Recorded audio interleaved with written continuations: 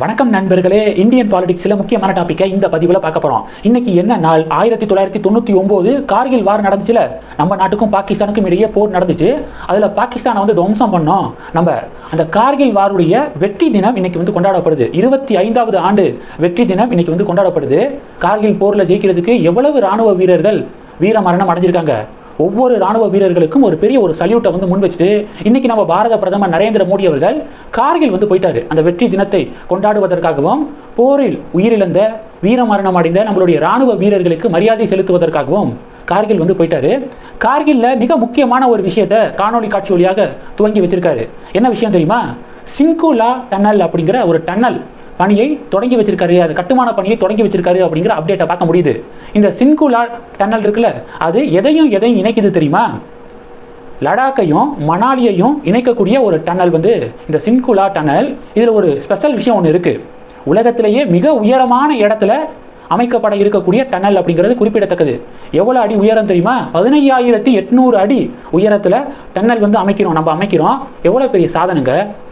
இதுக்கு முன்னாடியே நம்ம பார்த்துருக்கோம். உலகத்திலேயே மிக உயரமான ரயில்வே பாலத்தை நம்ம தான் கட்டிக்கிருக்கோம் அப்படிங்கிறத நம்ம பார்த்துருப்போம். இதே ஜம்மு காஷ்மீரில் தான்.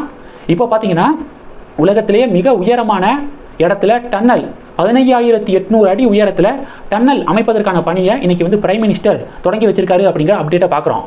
இன்னைக்கு டிராஸில் இருக்கக்கூடிய போர் நினைவிடத்தில் நம்ம பாரத பிரதமர் நரேந்திர மோடி அவர்கள் மலர் வளையம் வைத்து வீர மரணம் அடைந்த ராணுவ வீரர்களுக்கு அஞ்சலி செலுத்தியிருக்காரு.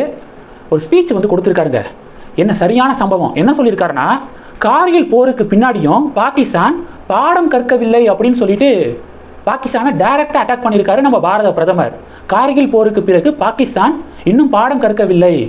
இன்னமும் பாகிஸ்தான் பயங்கரவாதம் மற்றும் மறைமுக போர் நடத்தி வருது அப்படின்னு சொல்லிட்டு பிரைம் மினிஸ்டர் குறிப்பிட்டிருக்காரு. பாகிஸ்தானுடைய மோசமான நோக்கங்கள் ஒருபோதும் வெற்றி அடையாது அப்படின்னு நம்ம பிரைம் மினிஸ்டர் பேசியிருக்காருங்க. பிரைம் மினிஸ்டருடைய இந்த ஸ்பீச்சுக்கு இந்தி கூட்டணியை சேர்ந்தவர்கள் என்ன விமர்சனத்தை முன்வைக்கிறாங்க தெரியுமா? எப்பெல்லாம் பாஜக பின்னடைவை சந்திக்குதோ அப்பெல்லாம் இது மாதிரி பாகிஸ்தானுக்கு எதிராக கோஷம் போடுறது, இது மாதிரி போர் சம்பந்தமா பேசுறது, சர்ஜிக்கல் ஸ்ட்ரைக்கை பத்தி பேசுறது, இதை பாஜகவினர் பண்ணுவாங்க. அதுல ஒரு விஷயம் தான் இன்னைக்கு பிரைம் மினிஸ்டருடைய ஸ்பீச் அப்படின்னு இந்தி கூட்டணியுடைய ஆதரவாளர்கள் பதிவு போடுறாங்க. ஒரு முக்கியமான விஷயத்தை ஒவ்வொருத்தங்களும் புரிஞ்சுக்கணும். என்னன்னா, பிரைம் மினிஸ்டர் சொன்னது உண்மையா பொய்யா, கரெக்டாக சொல்லியிருக்காரா தப்பா சொல்லியிருக்காரா?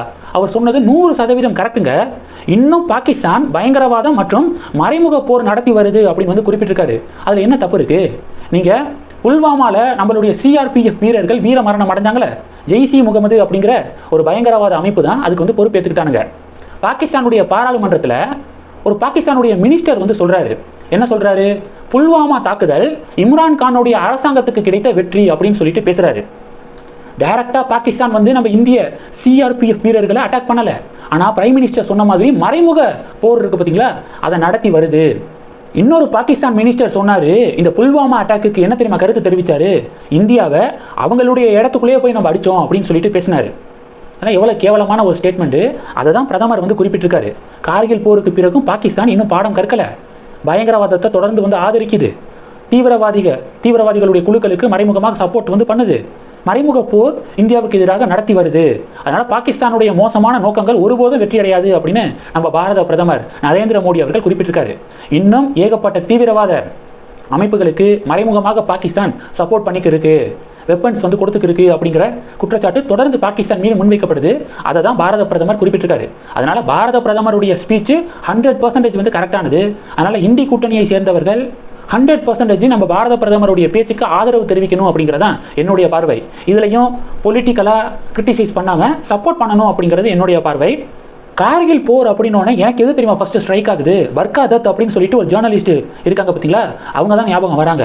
1999 கார்கில் போர் நடந்துக்கிற சமயத்தில் பாகிஸ்தான் ராணுவ வீரர்களுக்கும் நம்ம இந்திய ராணுவ வீரர்களுக்கும் ஃபைட் நடந்துக்கு இருக்கும்போது நியூஸ் ரிப்போர்ட் பண்ணுறேன் அப்படிங்கிற பேரில் இவங்க ரிப்போர்ட் பண்ணியிருக்காங்க. சில வீடியோக்கெல்லாம் வெளியிட்டிருக்காங்க. அந்த போர் நடக்கக்கூடிய இடத்துல இருந்து பேசி வீடியோலாம் வெளியிடுறது.